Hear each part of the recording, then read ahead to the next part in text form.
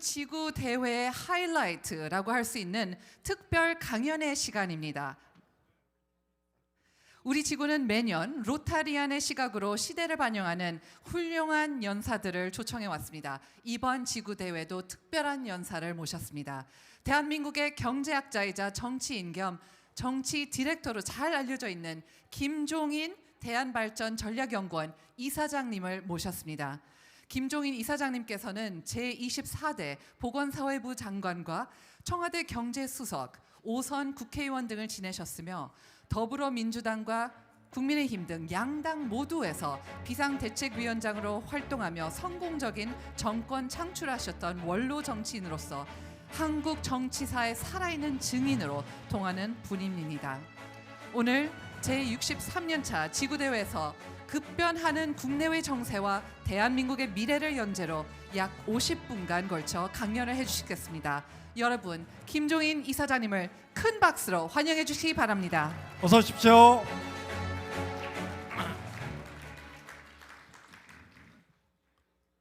네, 오늘 이렇게 성대한 행사에 강사로 초청을 해줘서 대단히 감사합니다. 이미 공지가 됐습니다마는 오늘은 우리 대한민국에 굉장히 참 비통한 날이 아닌가 이렇게 생각합니다. 벌써 10년 동안에 두 번에 걸친 대통령 탄핵을 갖다가 맞이한 날이기 때문에 저 자신도 굉장히 정치에 참여했던 사람으로서 굉장히 마음이 아픕니다. 제가 오늘 여러분들께 50분 동안에 걸쳐서 말씀드릴 거는 여러분들이 잘 아시는 것처럼 지금 전 세계가 트럼프 대통령의 출범과 함께 요동치는 그런 상황에 처해 있고, 또 우리나라도 볼 것 같으면은 지금 오늘 윤석열 대통령이 탄핵을 받음으로 인해 가지고서 앞으로 대한민국의 미래가 어떻게 확정될지를 모르는 그런 순간이 아닌가 생각합니다. 그럼 왜 트럼프 대통령이 당선과 함께 세계가 요동을 치고 있느냐, 이걸 먼저 설명을 드리면은, 즉 미국이란 나라가 2차 세계대전 이후에 오늘날 진행되어 온 세계의 질서를 정했던 겁니다. 그게 그 당시에 미국이 승전국으로서 참 위대한 역사를 갖다가 만들었던 겁니다. 미국이 승전국임에도 불구하고 패전국인 독일과 일본에 대해서 종전과 같이 이렇게 적대 관계를 갖지 않고 그 사람들도 와서 경제를 다시 부흥시키고 이렇게 후진국을 도와주고 국제 질서를 확립하고 국제사회의 경제가 정상적으로 운영될 수 있도록 IMF를 만들고 세계은행을 만들고 가트 협정을 맺고 이렇게 해서 오늘날 지난 소위 세계의 역사가 진행되어 왔습니다. 그러는 사이에 미국이 도와줬던 나라들이 점차적으로 경쟁력을 회복함과 함께 세계 경제 질서 자체에 있어서의 커다란 변화를 가져왔습니다. 2차 대전 직후에 미국이 차지했던 세계 경제의 흔히 오늘날 얘기해서 세계 전체 총 생산의 3분의 2 이상을 차지했던 것이 미국이었습니다. 2차 대전 직후에 미국이 가졌던 금의 보유량도 전 세계의 3분의 2가 넘는 금의 보유량을 갖다가 가졌던 겁니다. 그래서 미국이 전후에 IMF 체제를 구축을 할 적에 미국 달러만이 유일하게 금과 연결이 돼가지고서 미국이 기축통화라고 하는 역할을 갖다가 할 수 있게 되는 겁니다. 그러니까 이 기축통화라고 하는 것이 오늘날 세계 경제를 움직이는데 가장 중요한 역할을 했고, 그걸로 인해 가지고서 미국이 결국은 세계 경제의 주도권을 갖다가 장악하게 됐던 겁니다. 그런데 다른 국가들이 점차 경제적으로 부흥하기 시작을 하고 그 사람들이 미국에 대해서 경쟁력을 갖기 시작하게 되면서 미국의 경제력이라고 하는 것이 상대적으로 취약성을 갖다 보이기 시작하는 겁니다. 이렇게 처음 시작한 것이 1971년도에 근본이 되었던 IMF 체제가 무너지게 되고서 미국이 일방적으로 달러에 대한 금의 보장을 갖다가 폐기함으로 인해서 IMF 체제라고 하는 것이 무너질 수밖에 없는 그런 상황이 된 겁니다. 그럼에도 불구하고 미국이 경제력을 가지고서 결국 가서 전 세계의 경제를 갖다 좌지우던 시기가 계속해서 진행되다가 20세기 초에 들어와서부터 어떤 현상이 생기느냐. 중국이라고 하는 것이 사실 등소평의 개방개혁 정책이 1979년부터 시작된 이래 20세기 초에 들어와 가지고서 중국이 결국은 세계 경제에 차지하는 몫이 점차적으로 크게 시작을 했고, 이것이 2010년대에 들어와서 일본을 제치고 중국이 세계 경제의 제2대 개국으로다가 성장을 하게 된 겁니다. 그러니까 미국이 중국에 대한 경제적인 위협을 갖다가 느끼기 시작하면서 세계 경제 질서가 변화하는 모습이 뚜렷하게 나타난 겁니다. 지금 중국이 2011년서부터 세계 경제의 두 번째 국가였던 일본을 능가하고 두 번째 세계 경제의 위치를 갖다가 차지하게 되니까 점차적으로 미국이 거기에 대한 위협을 느낀 겁니다. 과거의 냉전 시대에 미국과 소련이 경쟁할 적에는 군비만 가지고서 경쟁을 했기 때문에 거기에 모든 것이 집중이 됐었는데, 최근에 미국과 중국과의 경쟁이라고 하는 것은 군비가 아니라 경제적인 측면에서 중국이 굉장히 빠른 속도로 성장하니까 그 경제력의 증가와 함께 국력이 증가하고 국력이 증가하니까 중국의 영향력이 전 세계적으로 늘어나고 또한 군사력 자체도 경제력을 바탕으로 증가하는 그런 모습을 보이는 겁니다. 그러니까 1990년대 소련이 와해되고서 미국만이 유일하게 존재하는 일국 체제라는 것이 2020년 이후서부터 중국과의 상당한 긴장 관계가 조성이 된 겁니다. 여기에서 세계 경제 구조의 또 한 가지 문제점이 뭐냐면 중국의 경제 성장과 함께 흔히들 얘기하는 글로벌 사우스라는 이러한 지역에 있어서의 경제력이 점차적으로 증가하게 된 겁니다. 그래서 작년도 기준으로 얘기를 할 것 같으면 소위 미국을 위시한 선진국의 경제와 중국을 필두로 한 글로벌 사우스의 세계 경제에 차지하는 비중을 보고 같으면은 40대 60의 그런 비중을 갖게 된 겁니다. 그런데 이것이 앞으로 계속해서 변화하는 모습을 보이게 될 것이 언제냐? 지금 중국이 지향하고 있는 2049년 중국 공산정부가 수립된 지 100년이 됐을 적에 중국과 미국과의 관계가 어떻게 될 것이냐? 지금 일방적인 추계로 볼 것 같으면은 중국과 미국의 경제가 그때 가면은 거의 동등한 위치에 있거나 그렇지 않으면 중국이 미국을 능가하는 그런 상황에 있을 거라는 예측을 많이 합니다.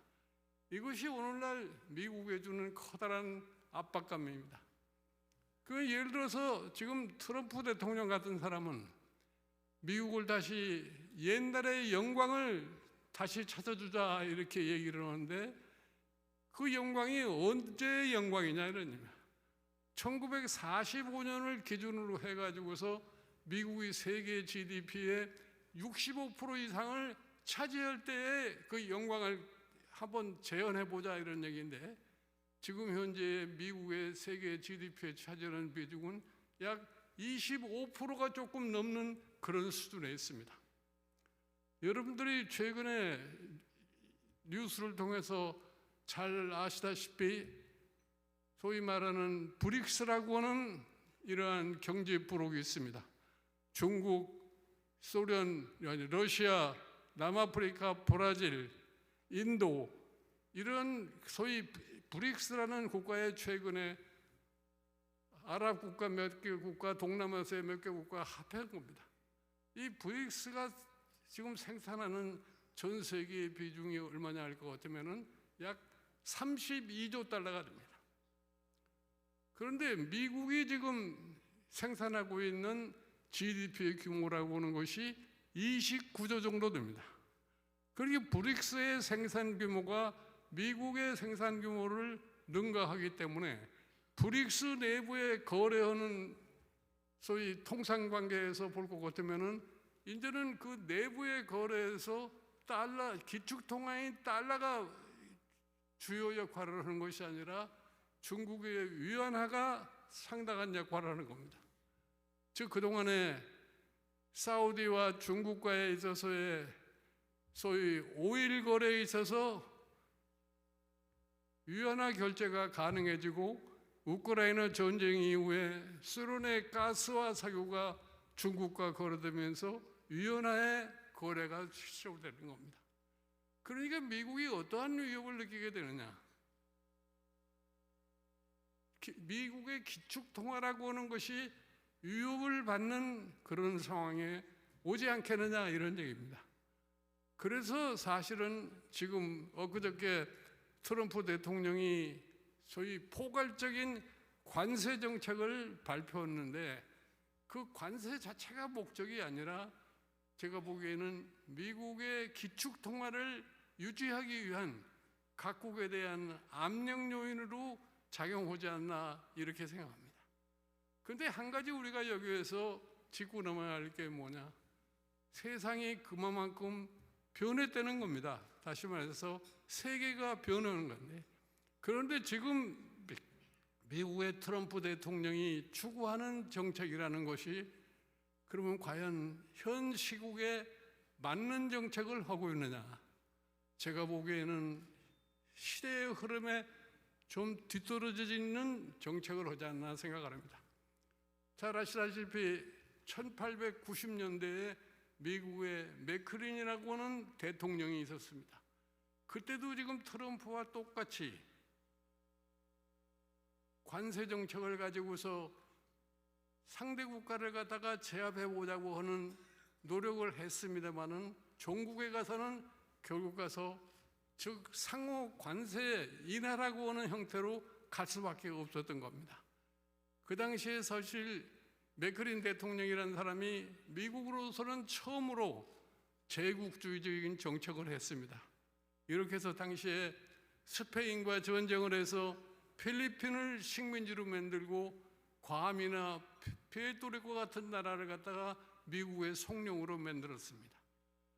그런데 그때 이미 20세기 초반에 들어와서부터 사실은 전 제국주의라고 하는 것은 쇠퇴하게 마련인데 오늘날 지금 21세기에 와서 소위 신제국주의적인 사고방식을 지금 몇 나라에서 추구하고 있는 그런 양태입니다. 대표적인 예가 지금 소련의 푸틴입니다. 이 푸틴이라는 사람이 어떠한 사고에 사로잡혀 있느냐?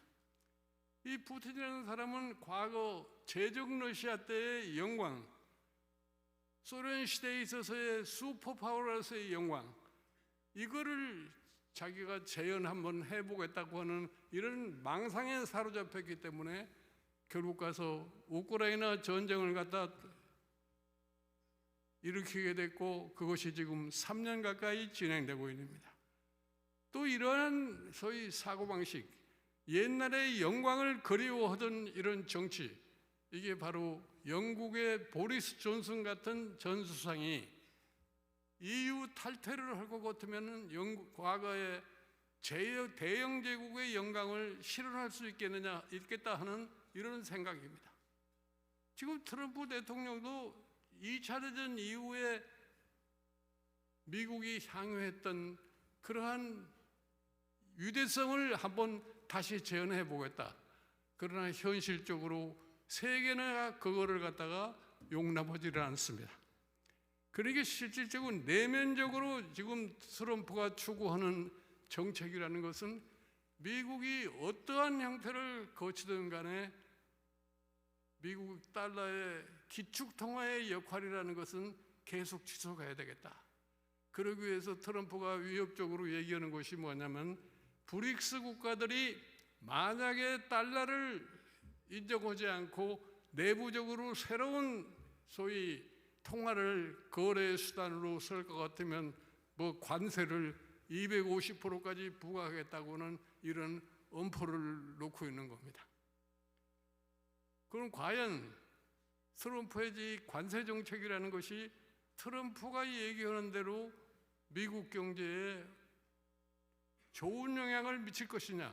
다시 말해서 미국이 과거에 유리했던 영광을 차지할 수 있겠느냐? 저는 그건 불가능하다고 생각합니다. 미국의 과거의 영광이라고 하는 것은 미국이 막강한 힘을 가졌음에도 불구하고 자만에 빠지지 않고 다른 나라에 대해서 겸양한 마음을 보였기 때문에 모든 나라들이 미국을 동경하고 미국을 갖다가 위대하게 생각했다고. 그런데 지금은 모든 것을 미국이 다 가져야 되겠다. 모든 제조업의 미국에 수출하는 생산은 미국 땅에서 이루어져야 되겠다. 이것이 현실적으로 가능하겠느냐? 그동안에 미국이 90년대 들어와서 소위 말하는 세계를 글로벌화한다는 이런 측면에서 제조업을 포기를 하고 그 제조업을 전부 다 중국이나 다른 임금이 싼 데로 스스로가 생산 기지를 갖다가 이전했던 겁니다. 그러면서 미국이 취했던 것이 뭐예요? 이제는 제조업을 가지고서 경제적으로 세계를 지배하기는 굉장히 어려운 거기 때문에 월가를 중심으로 한 미국의 금융산업을 가지고서 전 세계를 지배해야 되겠다는 이런 생각을 했던 겁니다. 그런데 그랬던 미국의 금융산업이 2007년 시작해가지고 2008년에 걸쳐 있는 세계 금융위기로 인해 가지고서 그 자체가 불가능하다고 하는 것을 알게 된 겁니다. 그러니까 이제 미국이 생각한 게 뭐냐? 미국의 제조업을 다시 일으켜야 되겠다. 미국의 근로자들의 소위 임금을 높여주기 위해서 제조업을 다시 미국으로 끌어들여야 되겠다. 그러나 실질적으로 미국의 제조업이 다시 부흥할 수 있겠느냐? 여러 가지 전제 조건이 따르지 않고선 불가능합니다. 미국의 생산시설을 만들어도 과연 그 생산시설을 가동할 수 있는 미국의 노동력이 확보될 수 있겠느냐? 그리고 미국에 있어서의 생산활동이라는 것이 자국에 있어서의 생산활동과 똑같이 이루어질 수 있겠느냐?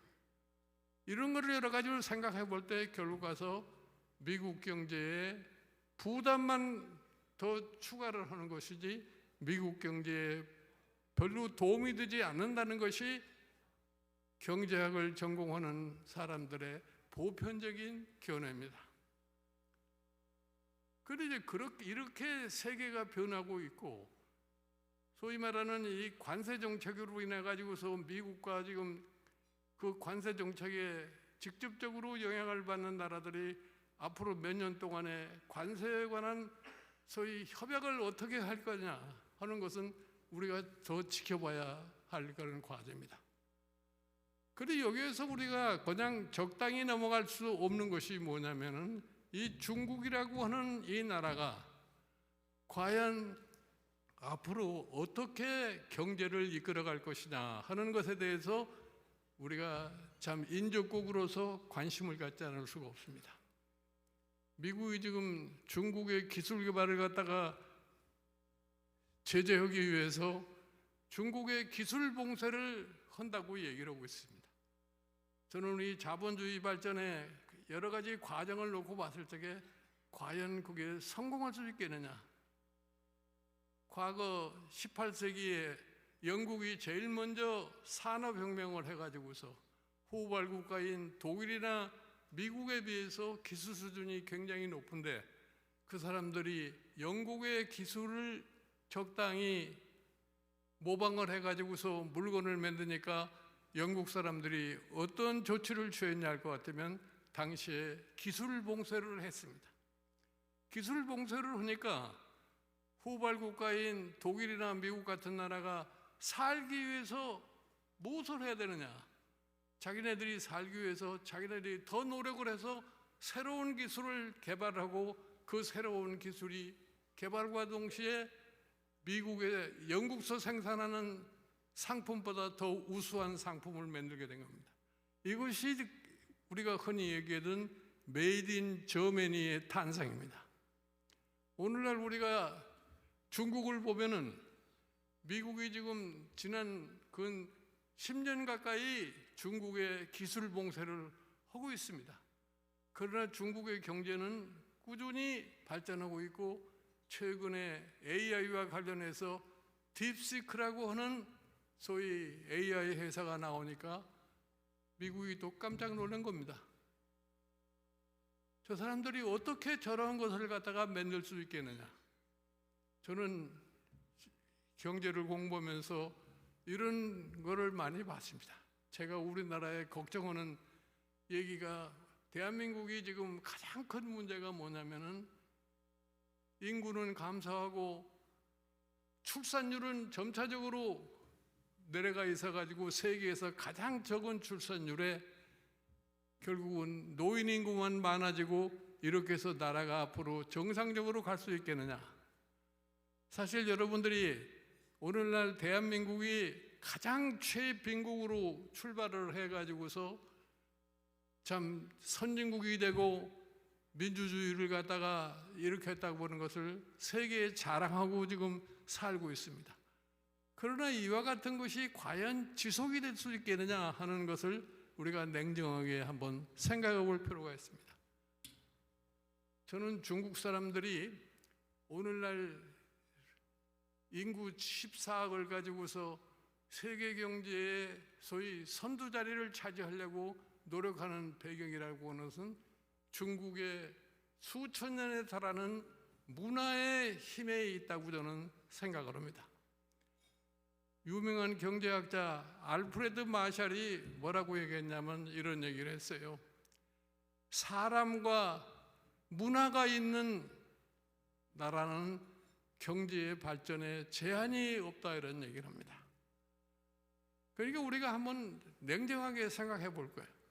중국이라는 나라가 과거 18세기 이전에 전 세계 GDP의 규모의 25% 이상을 차지했을 적에 그와 같은 것이 어떻게 가능했었겠느냐?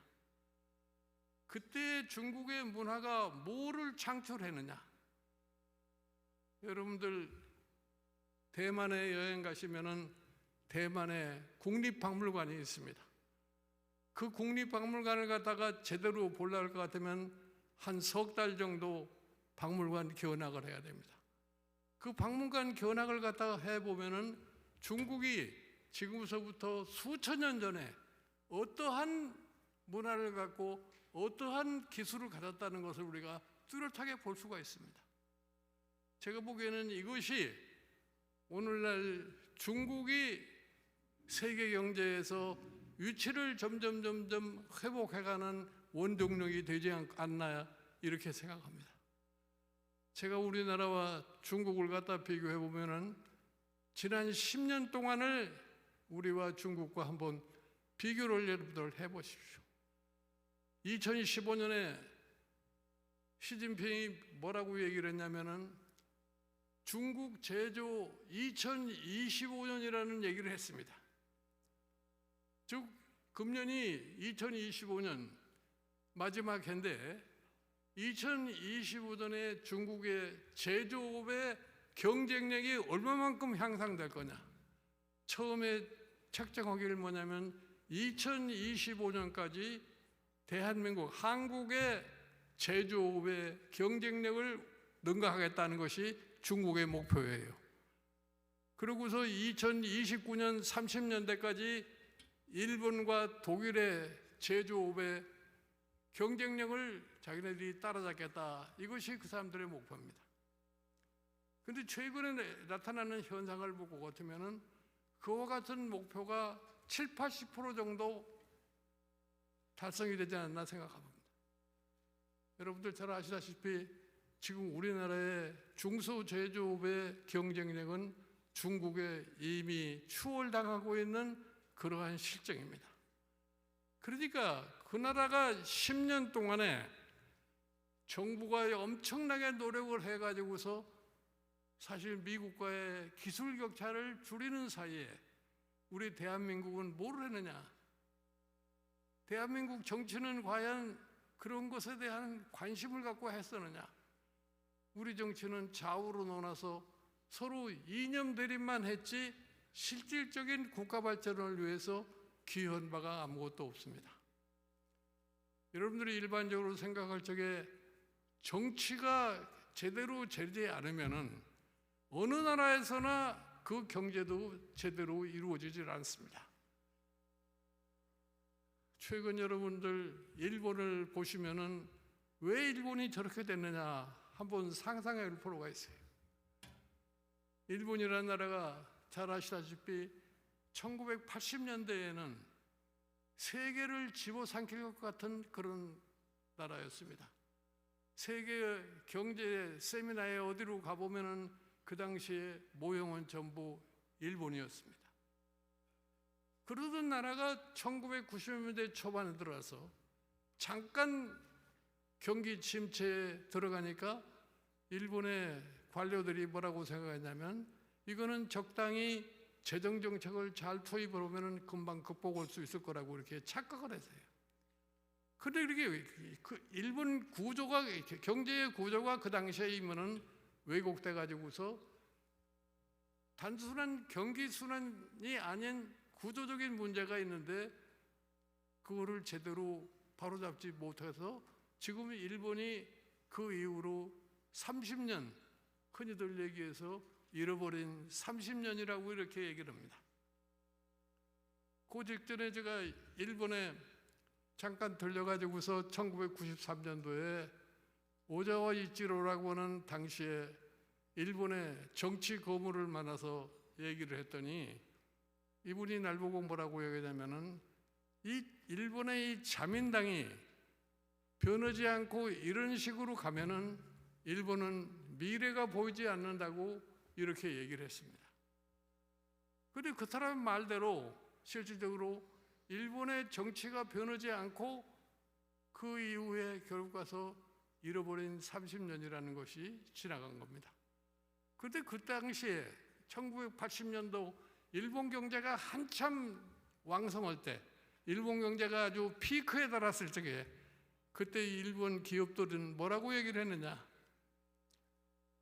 정치는 없어도 우리가 잘하면은 결국 가서 아무런 문제가 없다 이렇게 얘기를 했습니다.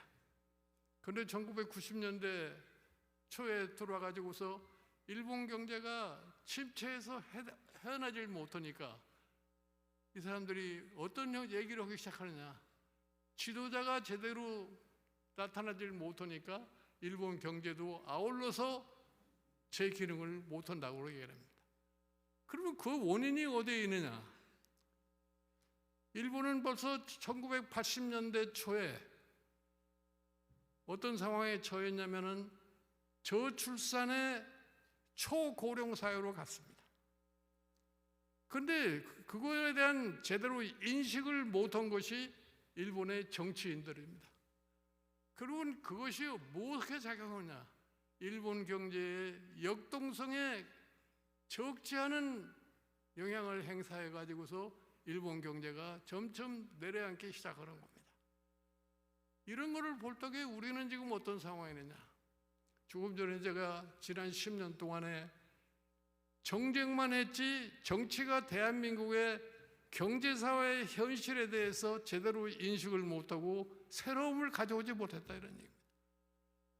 그래서 지난 10년 동안에 오늘 우리가 탄핵 결과를 보면서 2명의 대통령이 탄핵이 돼가지고 물러나야 되는 그러한 정치적인 현실을 가지고서 과연 미래가 있겠느냐?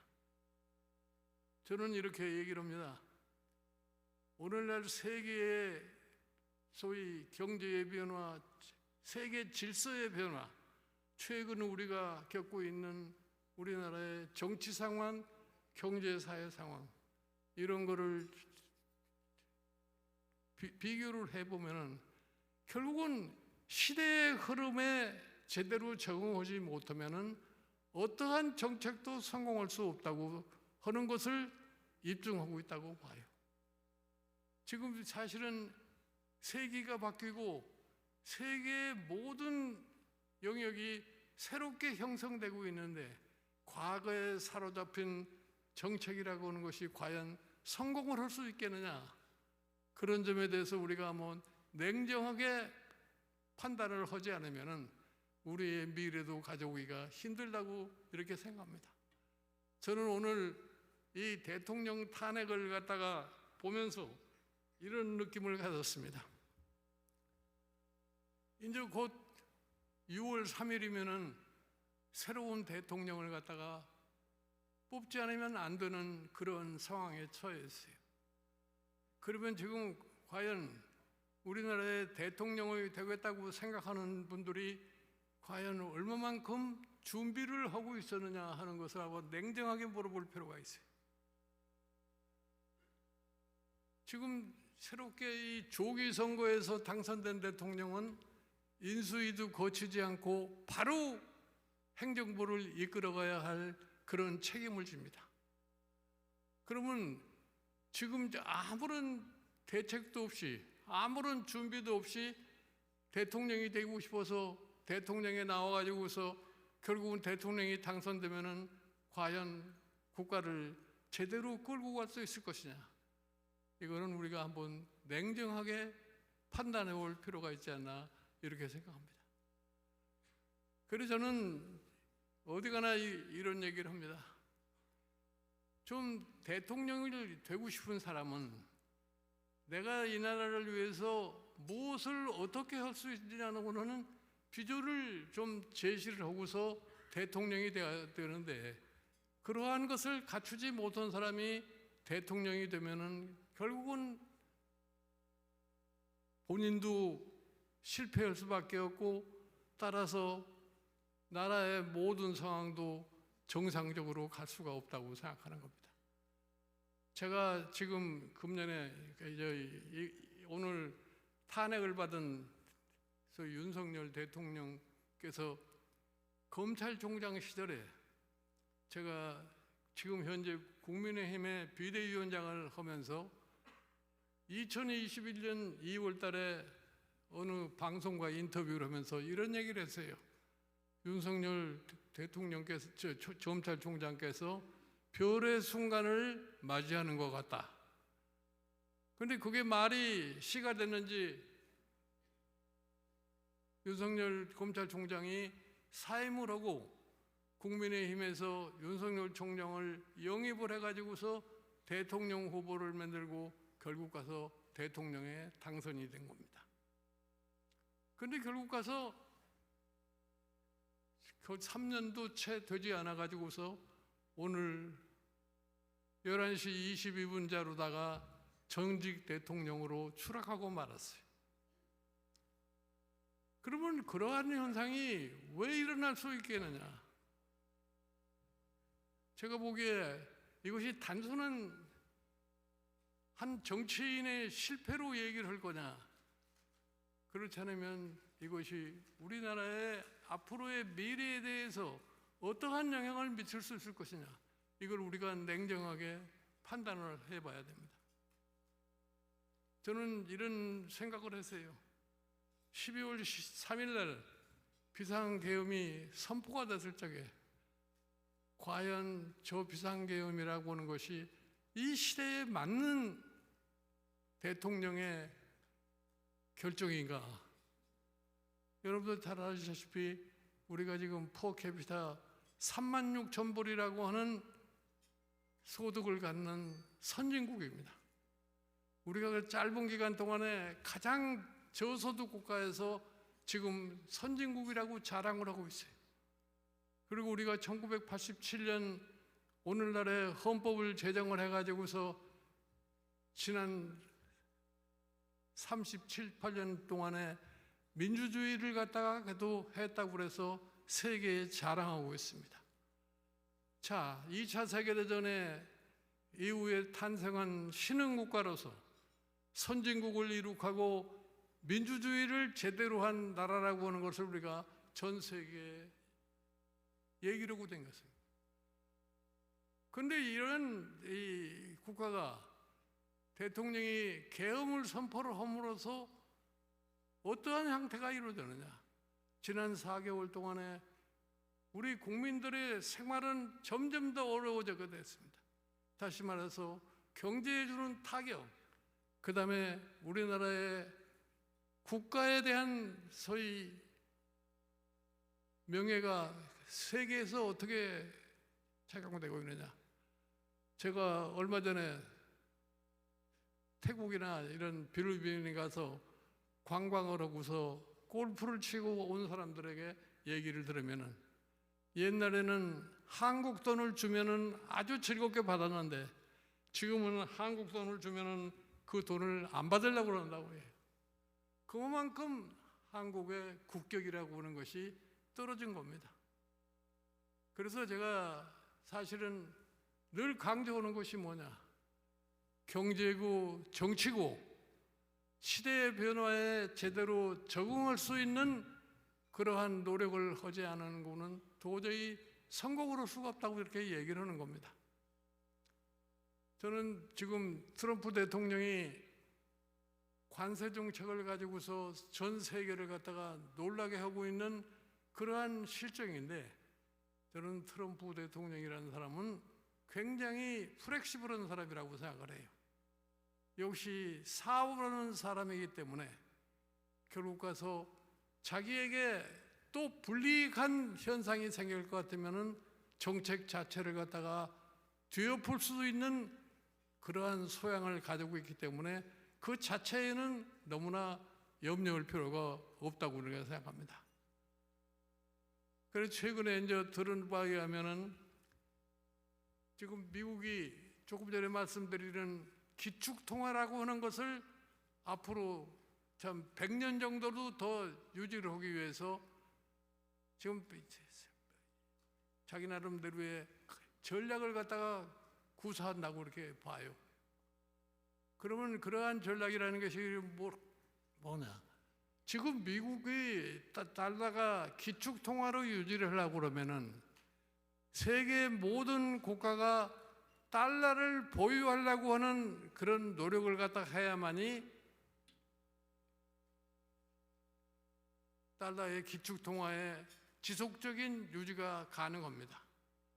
그런데 과연 지금 미국과의 여러 나라 사이에 있어서의 무역 분쟁이 계속 지속되는 한 이것이 과연 이룩될 수 있겠느냐 이렇게 봐요.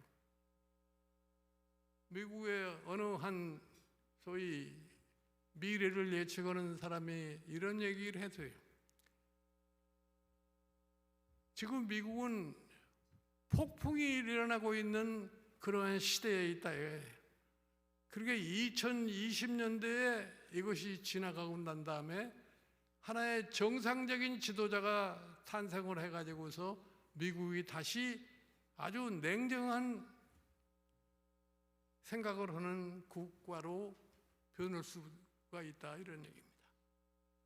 그러니까 시대의 흐름에 따라서 제가 보기에 국제사회나 우리 국내 문제나 거의 비슷한 형태로다가 변화하지 않겠나 이렇게 생각을 합니다. 그래서 저는 이 세계 경제, 정치 질서 모든 것이 이렇게 요동치는 이런 상황에서 인구 5천만을 가진 조그마한 나라가 어떻게 해서 제대로 생존할 수 있을 것인가 하는 것에 대해서 보다 부단한 우리가 노력을 해야 됩니다.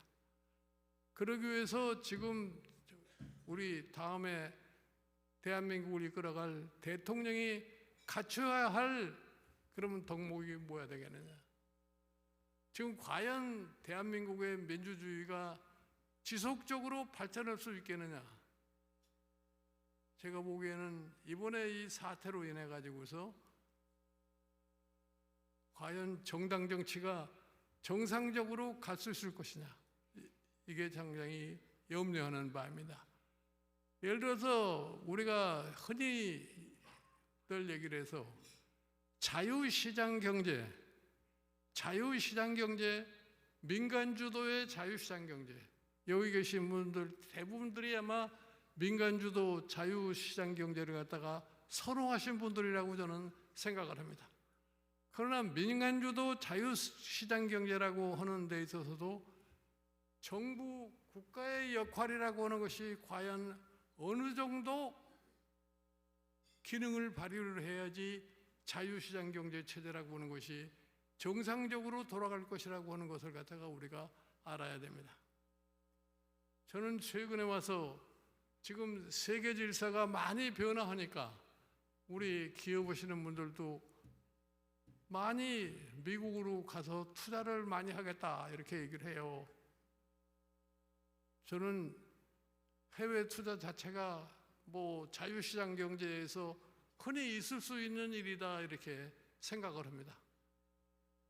그러나 과연 우리의 큰 자본이 국내에서 투자 활동을 하지 않고 해외에 투자 활동을 했을 적에 한국 경제가 정상화할 수 있겠느냐.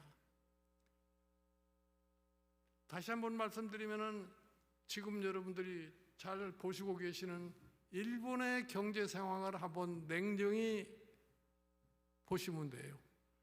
제가 이런 얘기를 한 적이 있어요. 우리가 지금 상황에서 볼 것 같으면은 잃어버린 일본의 30년의 초입에 대한민국이 들어있다 이렇게 얘기를 하니까 그분이 무슨 얘기를 하냐면은 일본은 과거에 해외 투자를 굉장히 많이 해서 일본에